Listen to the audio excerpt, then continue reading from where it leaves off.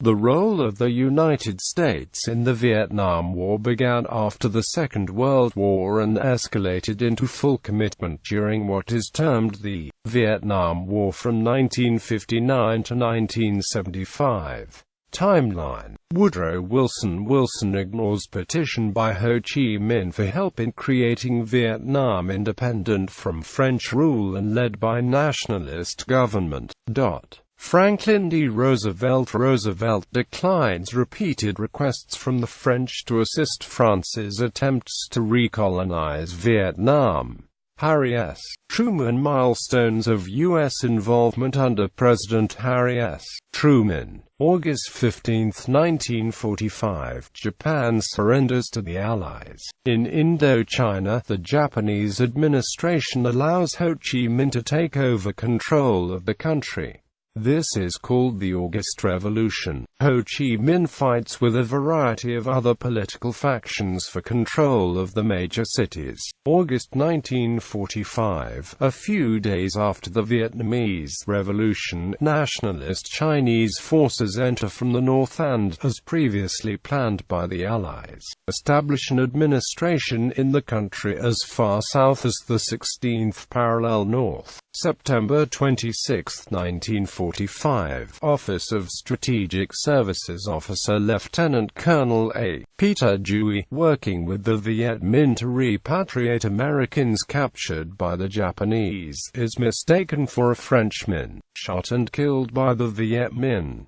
He thus became the first American casualty in Vietnam. October 1945, British troops land in southern Vietnam and establish a provisional administration. The British free French soldiers and officials imprisoned by the Japanese. The French begin taking control of cities within the British zone of occupation.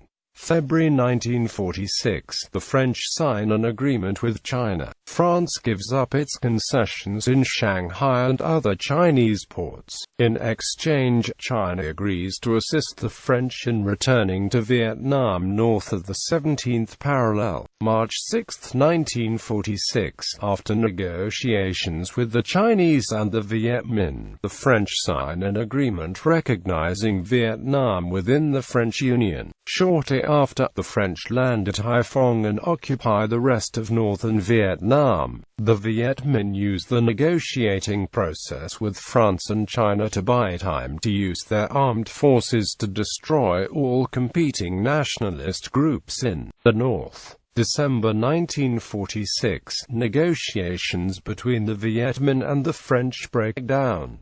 The Viet Minh are driven out of Hanoi into the countryside. 1947 to 1949, the Viet Minh fight a limited insurgency in remote rural areas of northern Vietnam. 1949, Chinese communists reach the northern border of Indochina. The Viet Minh drive the French from the border region and begin to receive large amounts of weapons from the Soviet Union and China. The weapons transform the Viet Minh from an irregular large-scale insurgency into a conventional army. May 1, 1950, after the capture of Hainan Island from Chinese nationalist forces by the Chinese People's Liberation Army, President Truman approves $10 million in military assistance for anti-communist efforts in Indochina. The Defense Attaché Office was established in Saigon in May 1950, a formal recognition of Vietnam.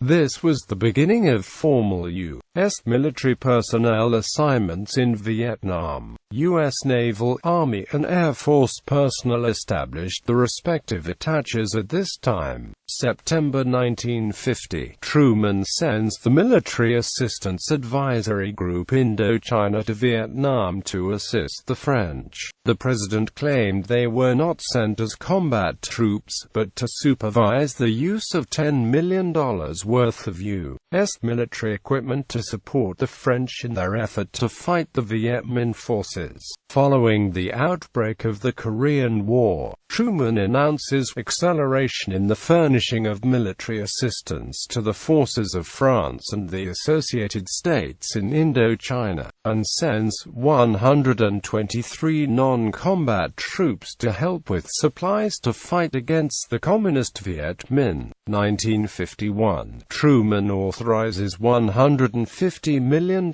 in French support.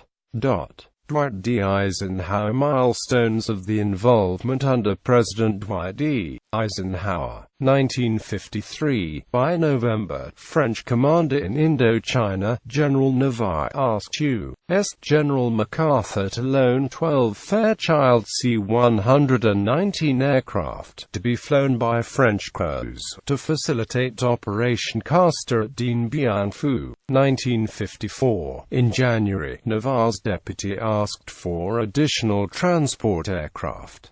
Negotiations ended on March 3 with 24 CIA pilots to operate 12 U.S. Air Force C-119s, flying undercover using French insignia, but maintained by the USAF. 1954. General Paul Ely, the French Chief of Staff, proposed an American operation to rescue French forces. Operation Vulture was hastily planned, but President Eisenhower, convinced that the political risks outweighed the possible benefits, decided against the intervention. 1954. The Viet Minh defeat the French at the Battle of Dien Bien Phu. The defeat, along with the end of the Korean War the previous year, causes the French to seek a negotiated settlement to the war. 1954. The Geneva Conference, called to determine the post-French future of Indochina, proposes a temporary division of Vietnam, to be followed by nationwide elections to unify the country in 1956.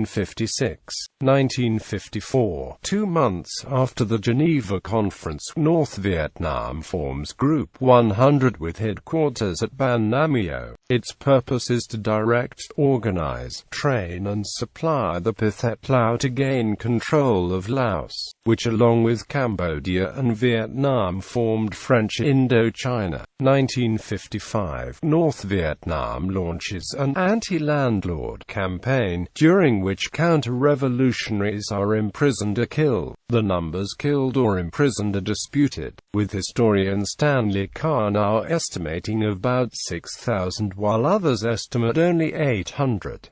Rudolf Rummel puts the figure as high as 200,000. November 1, 1955, President Eisenhower deploys the Military Assistance Advisory Group to train the Army of the Republic of Vietnam. This marks the official beginning of American involvement in the war as recognized by the Vietnam Veterans Memorial. April 1956, the last French troops leave Vietnam. 1954 to 1956, 450,000 Vietnamese civilians flee the Viet Minh administration in North Vietnam and relocate in South Vietnam. Approximately 52,000 move in the opposite direction.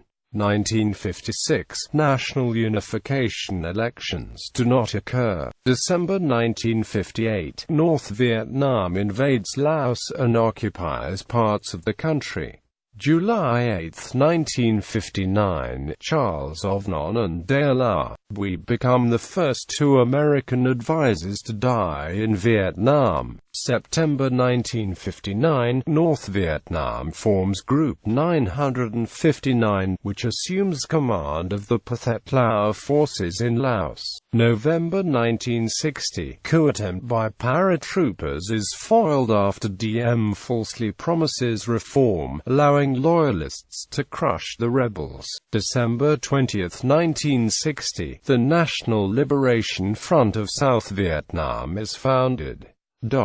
John F. Kennedy. Milestones of the escalation under President John F. Kennedy. January 1961, Soviet Premier Nikita Khrushchev pledges support for wars of national liberation throughout the world. The idea of creating a neutral Laos is suggested to Kennedy. May 1961, Kennedy sends 400 United States Army Special Forces personnel to South Vietnam to train South Vietnamese soldiers following a visit to the country by Vice President Johnson.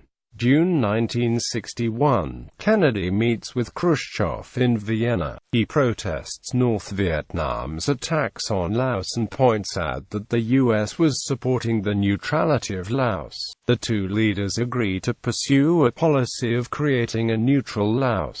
June 1961, Kennedy said, "Now we have a problem making our power credible and Vietnam looks like the place," to James Rustin of the New York Times.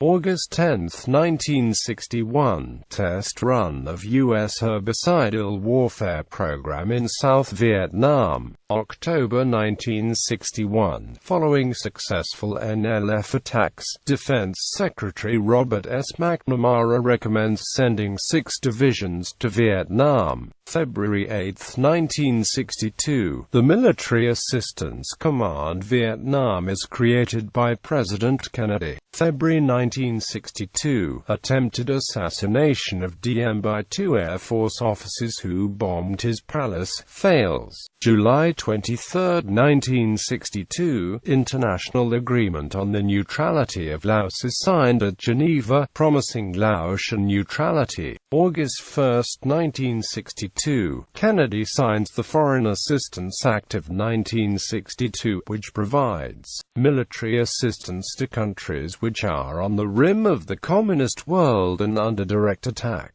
October 1962, Operation Ranch Hand begins. U.S. planes spray herbicides and defoliants over South Vietnam until 1971. January 3, 1963, NLF victory in the Battle of Bac. May 8, 1963, Buddhists demonstrate in Hue, South Vietnam after the display of religious flags were prohibited during the celebration of Vesak, Gautama Buddha's birthday, but Catholic flags celebrating the consecration of Archbishop Go Thin Thuc, brother of Go Thin Diem, were not prohibited.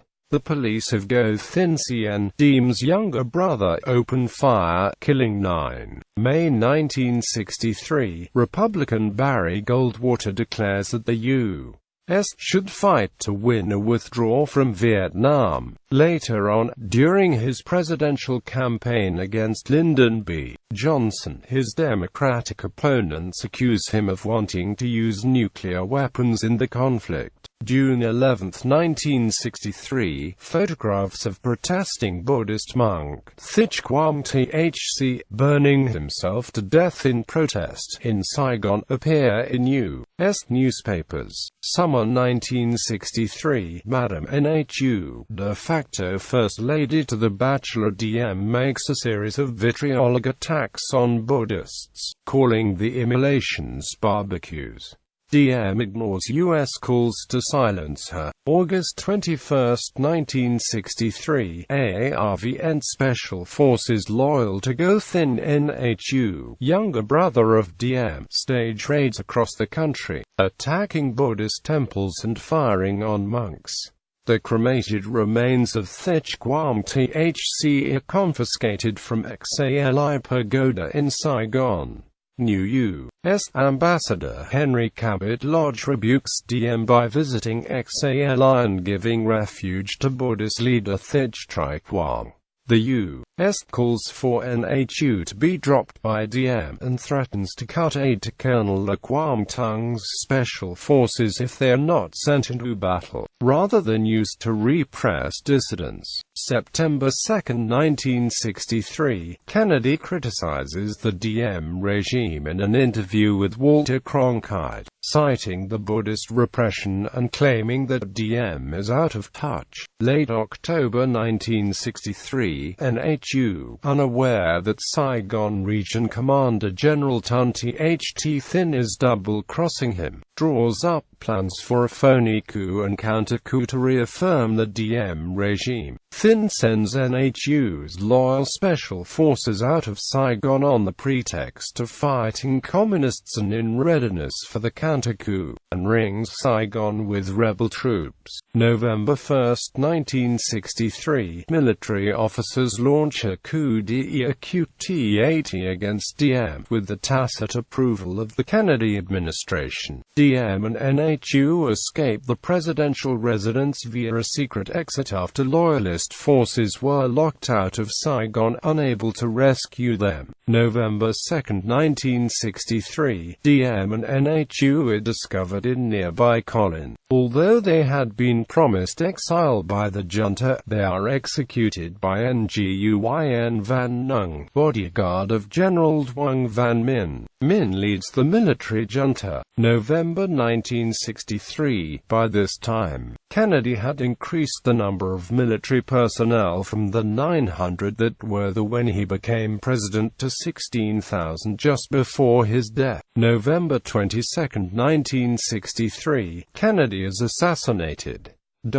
Lyndon B. Johnson, Richard M. Nixon under the Kennedy administration. In 1961, the new administration of President John F. Kennedy remained essentially committed to the bipartisan, anti-communist foreign policies inherited from the administrations of Presidents Truman and Eisenhower. During 1961, his first year in office, Kennedy found himself faced with a three-part crisis: the failure of the Bay of Pigs invasion in Cuba, the construction of the Berlin Wall by the Soviets, and a negotiated settlement between the pro-Western government of Laos and the Pathet Lao communist movement.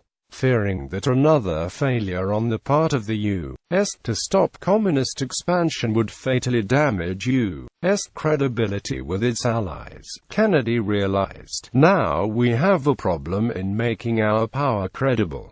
And Vietnam looks like the place. The commitment to defend South Vietnam was reaffirmed by Kennedy on May 11 in National Security Action Memorandum 52, which became known as the Presidential Program for Vietnam. Its opening statement reads, U.S. objectives and concept of operations to prevent communist domination of South Vietnam, to create in the country a viable and increasingly democratic society, and to initiate on an accelerated basis a series of mutually supporting actions of the military, political, economic, psychological, and covert character designed to achieve this objective. Kennedy was intrigued by the idea of utilizing United States Army Special Forces for counterinsurgency conflicts in Third World countries threatened by the new Wars of National Liberation, originally intended for use behind front lines after a conventional invasion of Europe. Kennedy believed that the guerrilla tactics employed by special forces would be effective in the brush fire war in South Vietnam. He saw British success in using such forces during the Malayan Emergency as a strategic template. Thus, in May 1961, Kennedy sent detachments of Green Berets to South Vietnam to train South Vietnamese soldiers in guerrilla warfare. The Diem regime had been initially able to cope with the insurgency of the National Front for the Liberation of South Vietnam in South Vietnam with the aid of U.S. material and advisors, and by 1962 seemed to be gaining the upper hand. Senior U.S. military leaders received positive reports from the U.S. Commander, General Paul D. Harkins of the Military Assistance Command, Vietnam, or MACV.